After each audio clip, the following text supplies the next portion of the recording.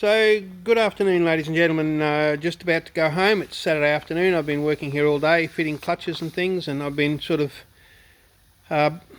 as I always do here on a Saturday, we've had a range of people in. We've had people in for a chat. We've had friends drop by. We've had customers call in to see how their bikes are going.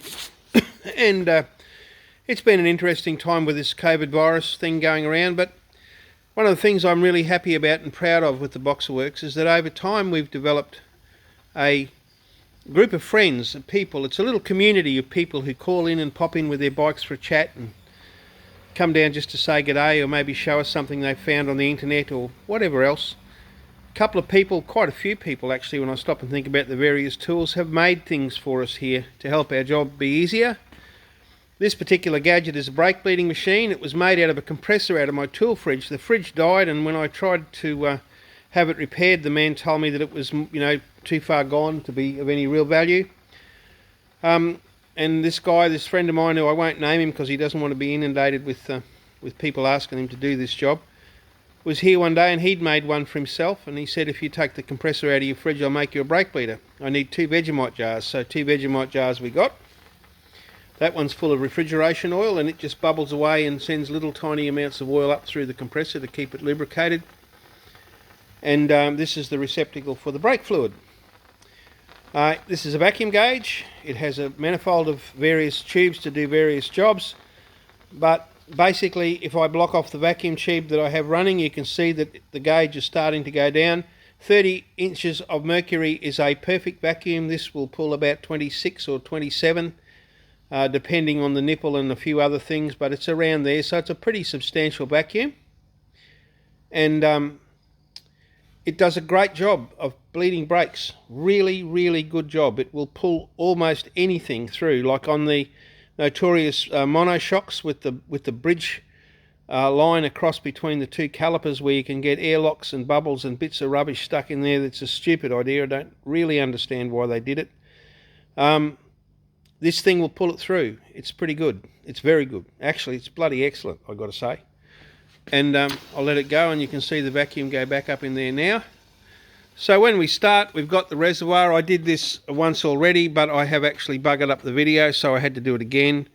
So we just put this in here like this, and we suck out all the fluid. We don't take the fluid out of the reservoir where the master cylinder is. We let that stay there. It's dirty fluid too, but what we do there is we leave it there so that it will just pull through and pull the crap through the caliper. I'm just going to pause this for a second now. So once I got the reservoir empty, I got a cotton bud and went round all the corners and edges and got all the little bits of crap out of the bottom of the master cylinder, so that it's actually now quite spotless in there, and ready to be refilled with some brake fluid, which I have just over here. I am going to pause once again just while I do this, because I'm by myself and it is a little bit hard. So if you have a look at the gauge now, it's gone down to about 25 inches of mercury, and it's still slowly gauging, but you do get a little bit of air leak around the bleed nipple, where I've attached the draw line now to the bleed nipple, and I've got a brake spanner there ready to open that.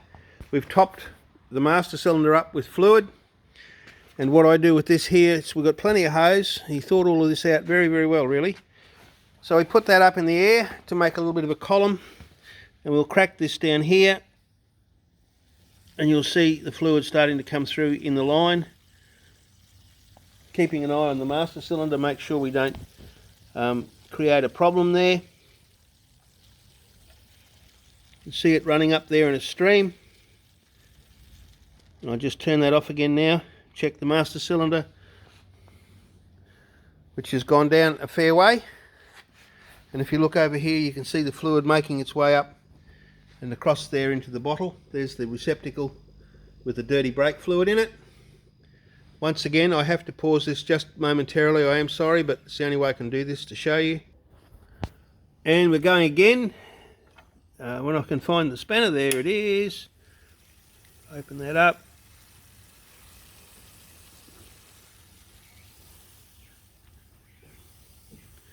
Put it down. turn it off. That just is not enough fluid to go up the hose. It goes up to the top where I've got it draped over the blinker and then falls back down again. So that's the second top up we've done on the master cylinder now. We've pushed it through. Nice clean fluid everywhere. Really good brake handle. Nice and strong, solid, and all over in a couple of seconds. Beautiful. What a great thing. What a beautiful gift.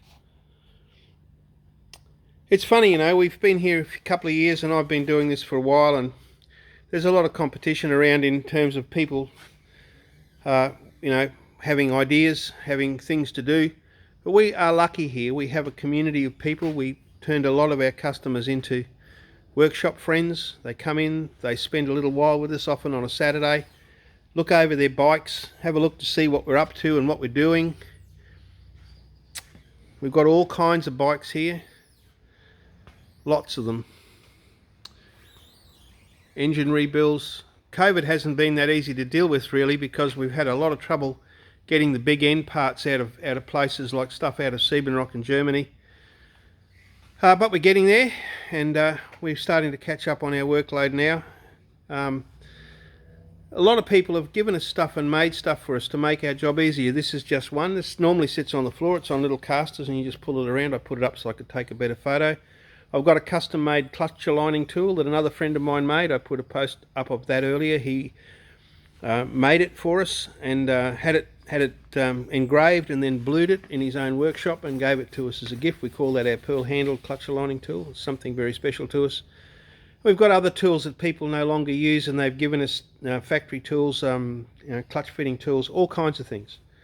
So it's nice. It's lovely to have a job where you feel like you've made friends and the work you do is at least respected by your customers. We give a 12-month warranty on everything we do, so we try to do it the best way we can. Sometimes we have days when we have a mistake, but my view of it is that if I'm good enough to make the money and I'm good enough to offer a warranty, then if I've made a mistake, well, we just fix it, and that's all there is to it. We don't have any trouble that way, and everybody can walk out feeling like they're part of the Boxerworks family. There's Kenny getting ready to take me home, and I'll be leaving in just a minute. Ride safely, stay well, until we meet again.